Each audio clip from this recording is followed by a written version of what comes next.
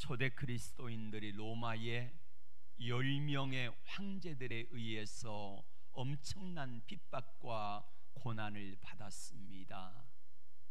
AD 62년경에 네로 황제에 의해서 기독교인들이 많은 사람들이 죽고 핍박을 당했는데, 대표적으로 그때 네로 황제 때 죽은 사람이 베드로 사도가 순교했고요, 또 몇 년 후에 사도 바울이 목이 잘려 네로 황제에 의해서 순교를 당했습니다. 그리고 순교의 핍박의 절정을 이루었던 때가 도미티안 황제인데, 사도 요한이 이때에 잡혀가지고 유배를 당했던 거지요. 히브리서 11장에 보면은 얼마나 초대교회 성도들이 어떻게 고난을 당했는가가 자세하게 나오고 있습니다. 여자들은 자기의 죽은 자들을 부활로 받아들이기도 하며, 또 어떤 이들은 더 좋은 부활을 얻고자 하여 심한 고문을 받되 구차히 풀려나기를 원하지 아니하였으며, 또 어떤 이들은 조롱같이 찍힐 뿐 아니라 결박과 옥에 갇히는 시험도 받았으며, 돌로 치는 것과 톱으로 켜는 것과 시험과 칼로 죽임을 당하고 양과 염소의 가죽을 입고 유리하여 궁핍과 환난과 학대를 받았으니, 이런 사람은 세상이 감당하지 못하느니라. 그들이 광야와 산과 동굴과 토굴에 유래하였느니라. 핍박이 얼마나 심하였는지 짐작이 가는 말씀입니다. 초대 그리스도인들이 왜 이렇게 로마 황제에 의해서 핍박을 받았을까요? 그것은 이유가 있습니다. 로마 황제들은 자신들을 신이라 그랬거든요. 황제들 가운데서 업적이 괜찮은 황제를 사후에 신이라는 칭호를 주었는데, 도미티안 황제는 살아있으면서 자기가 신이라고 하는 무례함을 범하게 됩니다. 우리 그리스도인들은 살아있는 황제를 향하여, 우린 대통령을 향하여 신이라고 거기다가 절합니까? 안 하잖아요.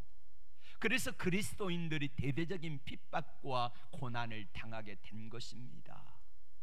도미티안 황제가 살아있으면서 자기에게 신이라고 절하라 그러니까 그리스도인들이 이게 감당이 안 되는 거지요. 해서 많은 성도들이 핍박과 고난을 당하는데, 대표적으로 바로 사도 요한을 감옥에 가둔 겁니다. 잡아들여서 사도 요한을 죽이려고 한 거지요. 그런데 여러분, 사도 요한이 12 제자 가운데 마지막 남은 제자잖아요. 사도 요한만 제거하면은 초대 그리스도인의 공동체가 없어질 걸로 생각을 했습니다. 그래서 사도 요한을 감옥에 가두고 그리고 화형을 시켰는데, 전설에 의하면은 사도 요한이 화형장에서 이제 불을 피웠습니다. 근데 갑자기 하늘에서 비가 내리더니 불이 다 꺼져버리는 거예요. 그래서 사도 요한을 죽이지 못하고 도미티안 황제는 이 사도 요한을 반모섬에 유배를 보낸 것입니다. 반모라 하는 섬은 어떤 섬이냐면, 에베소에서 약 한 100km 정도 배를 타고 2-3시간 정도 가는 거리에 있는 곳이 바로 반모섬입니다. 당시 반모섬은 로마의 유배지입니다. 중죄수들을 거기다 가두고 이 섬에서 중노동을 시켜요.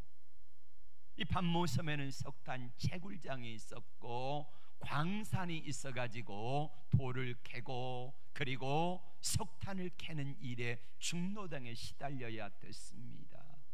이때 사도 요한의 나이가 93세에서 94세입니다. 노인이잖아요. 94세의 노인이 거기에 중노동을 하러 끌려갔으니 이 노인이 뭘 하겠습니까? 박해를 받고 매를 맞고 고난을 받아가지고 온몸이 걸어다니기조차 힘든 노인이 거기에 유배를 당하게 된 것입니다. 도미티안 황제는 이런 생각을 가지고 사도 요한을 감옥에 가뒀다가 유배를 시킨 거예요. 무슨 의도입니까? 너희의 지도자, 최고 지도자인 사도 요한을 내가 감옥에 가두어도 너희 하나님은 능력이 없어. 나보다 못해.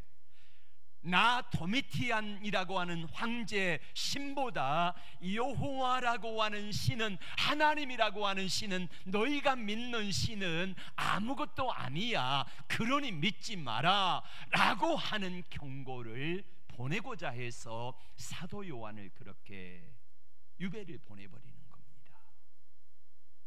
여러분, 그래서 사도 요한이 끝났습니까? 그리스도인들이 좌절하고 낭망해가지고 흩어져 버렸습니까? 아니잖아요. 하나님께서 사도 요한을 아무리 도미티안 황제가 박해해서 그리로 보냈지만은 낮에는 중노동에 시달리고, 그리고 제대로 먹지 못하고 입지 못하고 추위와 더위에 고생을 하면서 풍토병에 시달리고 여기저기 맞은 데가 아프고 쑤시고 94살의 노인이 어찌할 바를 모르는 그런 상황 속이었지만은 하나님께서는 사도 요한을 거기에서 만나 주신 줄로 믿습니다. 오늘 1절에 보니까 주의 날에 성령에 감동되어 내 뒤에 나는 나팔 소리 같은 음성을 들으니 라고 말씀합니다. 최고 지도자였던 사도 요한을 유배에 보내버리면 초대교회가 끝날 줄 알았습니다. 누가요? 도미티안 황제가. 초대교회 성도들도 이제 사도 요한마저 잃어버리고 나니까 마음에 절망과 좌절과 공포가 다가왔습니다. 그 가운데 제일 무서운 게 뭡니까? 죽음의 공포예요.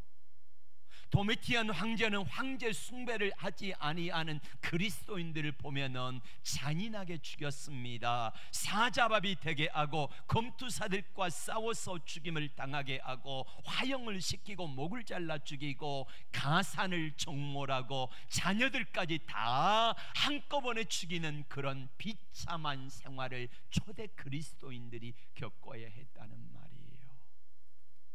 그런데 사도 요한이 절의 고도에 아무것도 없는 곳에서 낮에는 중노동에 시달리고 밤에는 끙끙 앓는 그런 생활을 했지만은 이게 약 한 2년 정도 되어지거든요. 2년 정도. 이 기간 동안에 하나님이 사도 요한을 만나 주시는데 거기에서 사도 요한이 하나님의 계시를 받게 되잖아요. 하나님의 놀라운 역사에, 하나님께서 장차될 일들의 놀라운 역사를 말씀해 주시는데 이게 바로 요한계시록입니다. 요한계시록 1장에서는 과거에 있었던 일, 2장 3장에서는 현재 있는 일, 그리고 4장에서 22장까지인가요? 거기는 앞으로 미래에 될 일들을 하나님이 보여주시는데 초대교회 7교회들, 에베소, 서머나, 두아디라, 사대, 필라델피아, 라오디기아 교회, 이 교회들이 살아나고 회복되어지는 놀라운 역사로 바뀌어지는 줄로 믿습니다. 우리가 코로나로 인한 어려움으로 인하여서 많은 갈등을 겪고 있습니다.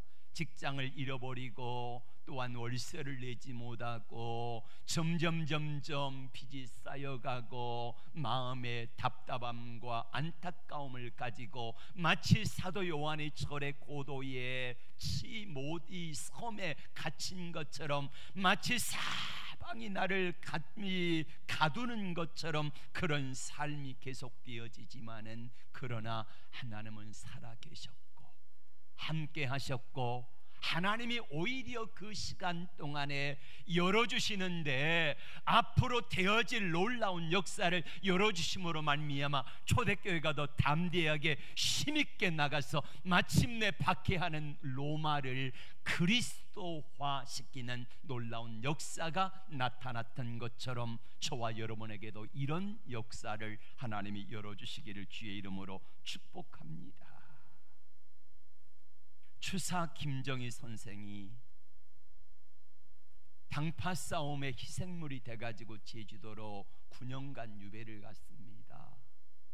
유배 가 있는 동안에 역시 김정희 선생은 거기에서 제주도 바람 많고 제대로 먹지 못하고 풍토병에 시달리고 고난을 많이 겪었습니다마는 추사 김정희 선생의 문학세계와 그리고 그의 글이 거기서 완성됐다는 사실을 우리는 부인할 수 없잖아요.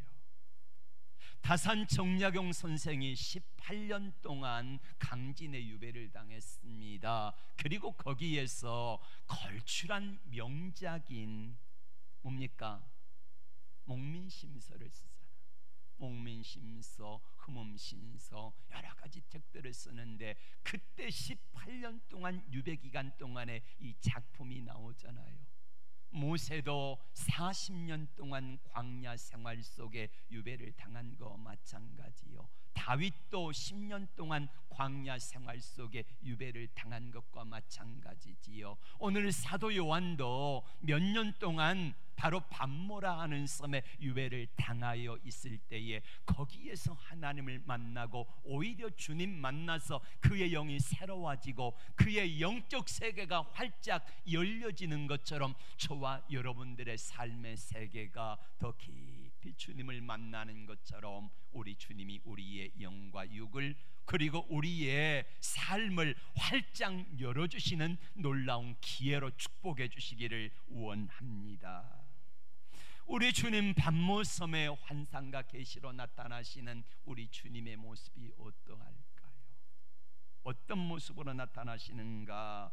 영광스러운 예수님의 모습이 나타나는데 12절의 말씀을 보실까요? 12절 시작. 몸을 돌이켜 나에게 말한 음성을 알아보려고 돌이킬 때에 7 금촛대를 보았는데 뭘 보았다고요? 7개의 금촛대를 보았다는 거예요. 여러분, 금촛대는 1장 20절에 뭐라고 말씀하고 있냐면은 7 교회니라 라고 말씀합니다. 우리 주님이 지금 교회 7교회 소아시아, 에베소, 서머나, 버가모, 두아디라, 사데, 빌라델피아, 라오디게아 교회가 있는데 이 7 교회들을 향하여 뭐라고 말해요? 금촛대라고 말해요. 금촛대다. 실상 에베소 교회는 어떤 교회였냐면은 주님께 책망받는 교회요. 첫사랑을 버렸대요. 그럼 첫사랑을 버렸으니까 지금은 사랑이 식어진 거잖아요. 예. 두아디라 교회는 어떤 교회였냐면은요, 버가모 교회 두아디라 음행과 우상이 있는 교회입니다. 사대교회를 향하여 주님이 뭐라고 말씀하시냐면요, 살았다 하는 이름은 있으나 실상은 죽은 교회라는 거예요. 라오디게아 교회를 향하여 뭐라고 말씀하시냐면요, 차지도 덥지도 않고 미지근한 교회라고 말합니다. 내가 너희를 토에 내버리라 말씀합니다. 자, 한번 보세요. 7 교회 가운데 5 교회가 하나님 앞에 하나님 보시기에 부끄러운 교회였다는 말이에요. 요즘으로 말하면은 현대 교회들 가운데서 7 교회 가운데 5 교회면은 몇 알입니까? 한 60% 됩니까? 60% 정도의 교회가 사람들에게 손가락질을 받고 사람들에게 조롱거리가 되어지고 사람들이 미워하고 싫어하는 교회이지만은, 그런데 하나님께서 뭐라고 말씀하세요? 그 교회들을 향하여서 금촛대라고 말씀하세요. 금촛대다. 지금 한국교회가 사람들에게 손가락질을 받고 욕을 먹고 있습니다. 그런데 주님은 한국교회를 향하여 뭐라고 말씀하세요? 금촛대라고 말씀하세요. 금촛대. 왜 금촛대일까요? 우리 주님은 교회가 빛이라고 말씀합니다. 세상의 빛입니다. 세상에 빛을 비추는 빛은 대통령이 세상에 빛을 비추겠습니까? 국회의원들 이것들이 비추겠습니까? 장관들이요? 아니면은 공무원들이요? 아닙니다. 그것들은 빛 아닙니다. 그럼 누가 빛이에요? 오직 교회만이 세상의 유일한 빛인 줄로 믿습니다. 이 빛을 비추기 때문에 주님께서는 비록 부족하고 연약하고 세상 사람들에게 손가락질을 받지만은, 비록 부족하지만은 그럼에도 불구하고 주님은 교회를 향하여 뭐라고 말씀하세요? 금촛대라고 말씀하신 줄로 믿습니다. 우리도 마찬가지예요. 하나님 앞에 연약하고 부족하지만은 그럼에도 불구하고 주님은 우리에게 뭐라고 말씀합니까? 너는 세상의 빛이다, 세상의 소금이다. 할렐루야. 이렇게 말씀하시는 거예요. 우리 주님이 그렇게 말씀하시는 모습을 보고 사도 요한이 초대교회 성도들이 얼마나 놀랬겠습니까? 그랬던 교회들을 주님께서는 말씀하시는데, 자, 주님의 모습이 왜 세상을 향한 너희가 빛이다, 금촛대다 말씀하시는지 그 이유가 13절에 나와 있습니다. 같이, 촛대 사이에 인자 같은 이가 발에 끌리는 옷을 입고 가슴에 금띠를 띠고. 아멘. 인자 같은 이는 누굴까요? 예수님이잖아요. 예수님이 촛대 사이를 다니세요. 금촛대 사이를. 여러분, 금촛대는 누구라고요? 교회인데 교회 사이를 누가 다니세요? 예수님이 다니신다는 거예요. 그렇다고 하면은 지금 교회가 에베소, 서머나, 버가모, 두아데라, 사데, 빌라델비아, 라오디게아 교회 같은 7교회 가운데 5개 교회가 흠이 있는 교회이고, 지금 우리 한국교회가, 현대교회가 성도들이 10명 중에 7명 가운지 정도는 흠이 있는 성도들이요, 흠이 있는 교회이지만은 교회는 누가 다니세요? 예수님이 계십니다. 누가 함께 하세요? 예수님이 함께 하십니다. 그래서 예수님이 함께 하시니만은, 함께 하시기 때문에 연약하고 부족하지만은 우리 교회를 향하여, 우리 성도들을 향하여서 주님은 내가 세상의 빛이라 하신 줄로 믿습니다. 촛대 사이에 인자 같은 이가 발에 끌리는 옷, 그리고 가슴에 금띠. 여러분, 조선시대 왕을 한번 생각해 보세요. 왕들이 왕복을 입을 때에 발에 끌리는 이 옷을 입었고, 그리고 가슴에 금띠를 찼잖아요. 구약시대 왕들도 마찬가지입니다. 예수님의 모습은 왕이라는 말이에요. 왕. 지금 세상의 왕권을 쥐고 사도 요한을 감옥에 보내고 사도 요한을 유배를 보내버린 사람이 누굽니까? 세상의 왕인 도미티안 황제지만은 그 황제가 왕이 아니라는 거예요. 진짜 왕은 누구예요?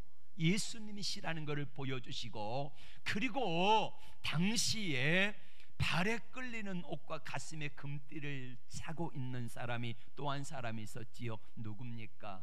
제사장들이 그 옷을 입었습니다. 그래서 사도 요한에게 보여주신 모습은 바로 왕 되신 예수님, 대제사장이신 예수님께서 교회 사이를 다니시면서 성도들이 약하고 교회가 부족하고 사람들에게 손가락질을 당하지만은 그럼에도 불구하고 교회의 주인이 예수님이시다, 교회를 주님이 다스리신다, 이거를 보여주시면서 힘내라고 하신 줄로 믿습니다. 사랑하는 성도 여러분, 맞습니다. 주님은 지금도 살아계십니다. 그래서 교회 사이에 인자 같은 이가 왕복을 입고 대제사장의 옷을 입으시고 교회 사이를 다니시면서 주께서 친히 다스리고 함께 하심을 믿습니다. 맞습니다. 계속해서 14절의 말씀 볼까요? 14절, 그의 머리에 털의 희기가 흰 양털 같고 눈 같으며 그의 눈은 불꽃 같고. 머리털의 희기가 양털 같고 눈 같다, 이 말은 예수님의 모습은 죄가 없으시는 순결한 하나님이라는 거지요. 순결하신 하나님, 거룩하신 하나님, 이 하나님께서 그의 눈이 뭐와 같아요? 불꽃 같다는 거예요. 우리 주님은 구약 성경에도 신약에도 여러 번 불꽃 같은 눈동자로 뭐 하신다고요? 감찰하신다는 거예요. 지금 초대교회 성도들이 사도 요한이 어떤 어려움을 당해요? 밤모섬의 유배를 당했잖아요. 낮에는 하루 종일 고된 중노동에 시달려야 했습니다. 주저앉기라도 하면은 로마 군인들의 사정없는 채찍이 내리쳐져요. 밤이 되면은 여기저기 쑤시고 아파가지고 아이고 하면서 그렇게 누워있는 사도 요한의 모습을 봅니다. 근데 주님은 불꽃 같은 눈동자로 바라보시며 사도 요한에게 말씀하시는 거예요. 요한아, 네가 아픔을 당하는 건 내가 안다. 내가 다 보고 있다. 초대교회 성도들이 재산을 빼앗기고 유리하고 토굴에 갇히며 그렇게 매를 맞고 감옥에 갇히고 이런 어려움을 당한 성도들을 향하여 말씀하십니다. 내가 다 안다. 내가 다 보고 있다 라고 말씀하십니다. 오늘 코로나로 인하여 어려움을 당한 성도들을 향하여 주님 말씀하십니다. 내가 너 다 보고 있다. 내가 안다. 반드시 내가 갚아줄게 말씀하시는 겁니다. 우리 주님이 불꽃 같은 눈동자로 다 보신다는 거예요. 뿐만 아닙니다. 15절에 그의 발은 풀무불에 단련한 빛난 주석 같고, 여러분, 풀무불에 단련했다. 풀무불에 단련했다는 이건 뭘 말할까요? 풀무불에 벌겋게 주석이 달궈졌어요. 조선시대에 여러분 참 일본 사람들 너무 악질이지요. 악질들. 달아 벌겋게 다른 인두를 가지고요 불을 지졌습니다. 맨살을. 그렇게 해서 고문을 했는데 풀무불에 단 주석처럼 주님의 발이 그렇게 된다는 거예요. 이 주님의 발은 무슨 발입니까? 심판자의 발이지요. 심판하시겠다는 거예요. 반드시 주님께서 다 보시고 들으시고 아시고 그렇게 하신 하나님께서 그의 대가를 원수들을 밟아 누르시고 반드시 심판하시는 줄로 믿습니다. 뿐만 아니라 계속해서 그의 음성은 많은 물소리와 같다. 여러분, 나이아가라 폭포 혹시 가보셨습니까? 저도 못 가봤습니다. 남미의 이과수 폭포 가보셨습니까? 저도 못 가봤습니다. 근데 가끔 TV에 나오는 것을 보면은요, 그 폭포 소리가 쏟아지는데 한 1초당 떨어지는 물이 몇만 톤이 쏟아지는 거요. 몇만 톤이. 그 쏟아지는 물이 얼마나 폭포 소리가 큰지요.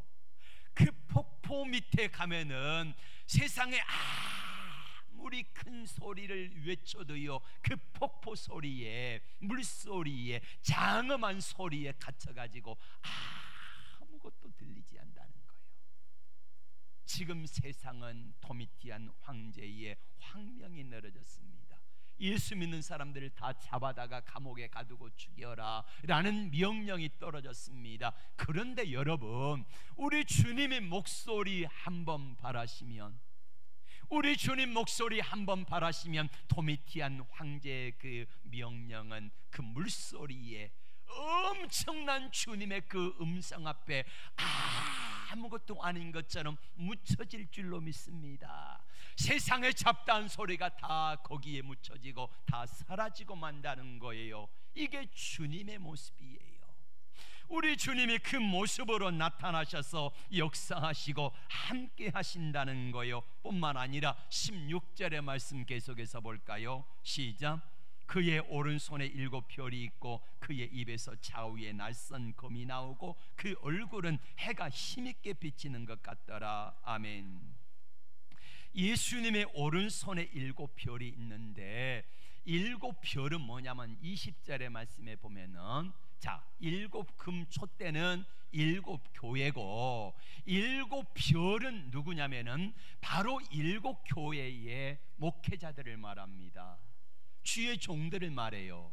그 7 교회 예수님께서 친히 다니시면서 다스리시고 인도하시고 보시고 아시고 또 주님의 목소리로 바라시며 역사하고 일하시고 계시는 모습을 보여주시는 거예요. 여러분, 초대교회 성도들은 이런 생각을 했습니다. 예수님은 어디 계시는가? 자, 우리 사도신경을 고백할 때 뭐라고 고백합니까? 나는 전능하신 하나님 천지의 창조주를 믿습니다. 이렇게 고백하잖아요. 옛날 우리 신앙 고백 어떻게 합니까? 나는 전능하사 천지를 만드신 하나님 아버지를 내가 믿사오며. 근데 그 말 하려고 하는 게 아닌데,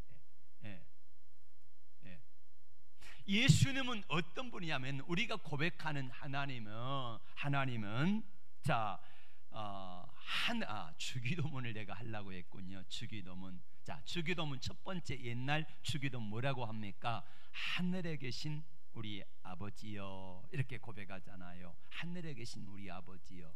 여러분, 하나님은 어디 계시다고요? 하늘에 계시다는 거예요. 하늘에 계시다, 이렇게 고백했는데, 하늘 보좌 우편에 올라가셔서 예수님이 승천하셔서 거기 계신 줄로 알았는데, 주님이 사도 요한에게 보여주시는 예수님의 모습은 어때요? 하늘에 계셔서 멀리서 나를 바라보고 계신 줄 알았는데, 아니네. 어디 계세요 지금?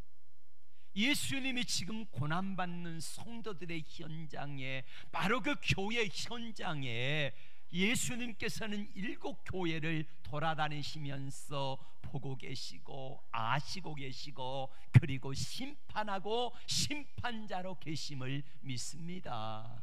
이거를 보여주고 계세요. 그러니까 초대교회 성도들이 사도 요한이 얼마나 깜짝 놀랐겠습니까? 지금 사도 요한이 고난받는 현장에 나와 함께 계세요.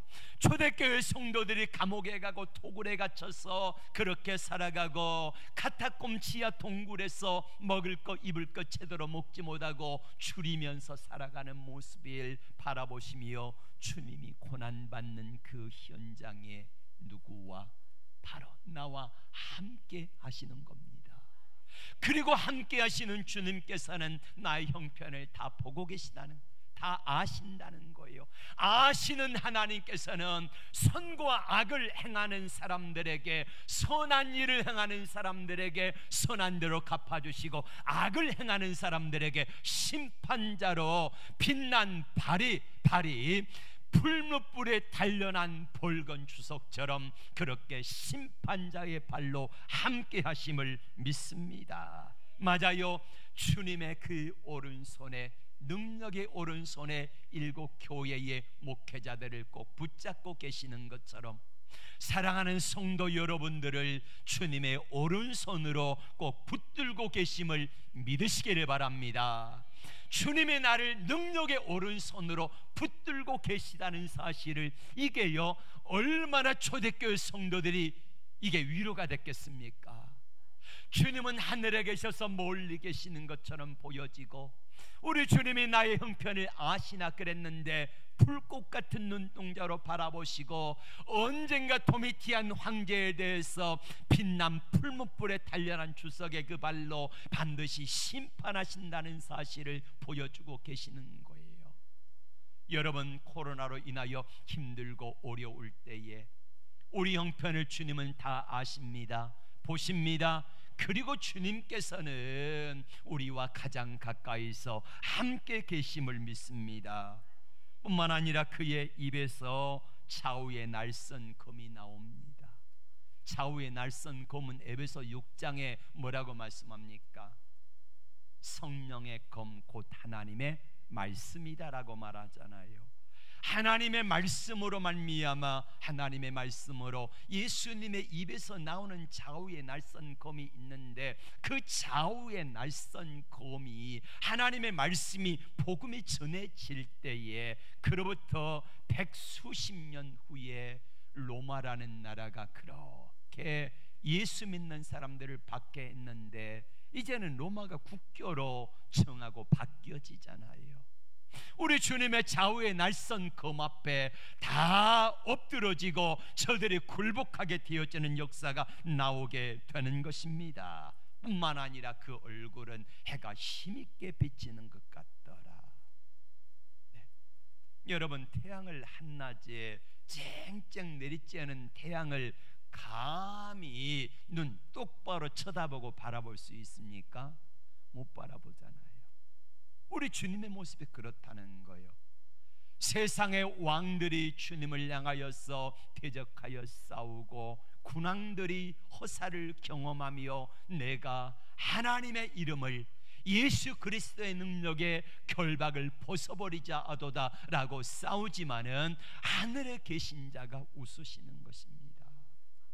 세상의 권세자들을 통하여서, 세상의 권력자들을 통하여서 사단 마귀가 교회를 핍박하고 믿는 자들을 핍박하고 모이지 못하게 만들고 힘들게 하지만은 하나님께서는 그 모든 것들을 다 아시고 하나님께서는 반드시 승리케 하심을 믿습니다. 18절의 말씀을 볼까요? 18절 시작.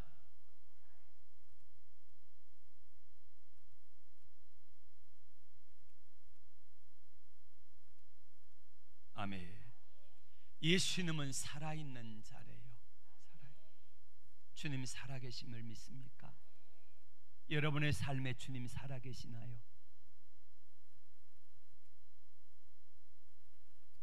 초대교회 성도들은 예수님이 십자가에 못 박혀 돌아가셨다가 부활 승천하시고 나서 이게 살아있는 주님이 잘 피부에 안 와닿았어요. 왜냐, 박해는 힘들고 주님은 너무 멀리 계시니까. 그런데 주님은 계시록을 통하여 그렇게 말씀하시는 거예요. 야, 요한아, 내가 살아있다, 살아있다. 뿐만 아니라 계속에 뭐라고 말씀합니까? 세세토록 살아있어 사망과 음부의 열쇠를 가졌다는 거예요. 도미티안 황제가 사망과 음부의 열쇠를 가지고 수많은 사람들, 예수 믿는 사람들을 잡아 감옥에 가두고 죽였습니다. 이 도미티안 황제에게 사망과 음부의 열쇠가 있는 걸로 그렇게 생각했지만은 아니라는 거예요. 서두에서 말씀을 드렸지만은 사도 요한을 죽이기 위해 도미티안 황제가 사도 요한을 화형대에 세웠습니다. 기름을 끼얹고 그리고 불을 붙였는데 사도 요한을 매달아서 나무에 매달아 묶고 화형장에 세웠는데 갑자기 하늘에서 폭우가 쏟아져 가지고 불이 꺼져 버리는 거예요. 도미티안 황제가 죽이지를 못했어요. 전설에 의하면은 계속해서 사도 요한을 독살시키려고 했는데 이것도 안 됐다고 그래요. 그래서 사도 요한이 94살이나 되어지는 그 인도 중노인인데 이 어른을 유배시켜버린 거죠. 사도 요한의 목숨을 쥐고 있는 사람이 도미티안 황제 같지만은 아니라는 거예요. 누구에게 있어요? 우리 주님께 사망과 음부의 열쇠가 있어서 주님께서 그 사람의 생사화복을 주관하고 계신다는 사실을 믿습니다. 이 사실을 한나라고 하는 여인이, 사무엘의 어머니가 생사화복과 아이를 낳고 못 낳는 권세가 하나님께 있음을 고백하잖아요. 사무엘상 2장 6절 7절. 주님 앞에 높게 하심과 낮게 하심과 가난하게 하심과 부하게 하심과 생사화복이 누구 손에 있다고요? 주님 손에 있다. 여러분, 맞습니다. 우리의 삶의 생사화복이 누구에게 있어요? 주님께 있습니다. 그래서 주님은 오늘 나타나실 때에 주님이 7교회 사이를 다니시면서 그리고 7교회 사자들을 보고 주님의 능력의 오른손으로 붙들고 계시고 그래서 초대교회가 박해가 심했지만은 그 교회를 감히 건들지 못하는 줄로 믿습니다. 오늘 이 어려움을 당한 사랑하는 이 성도 여러분, 또 초대교회가 이 믿음을 가지고 담대하게 이겨냈던 것처럼 주께서는 이 말씀을 통하여 저와 여러분들이 잘 이겨낼 수 있는 그런 은혜가 있기를 주의 이름으로 축원합니다.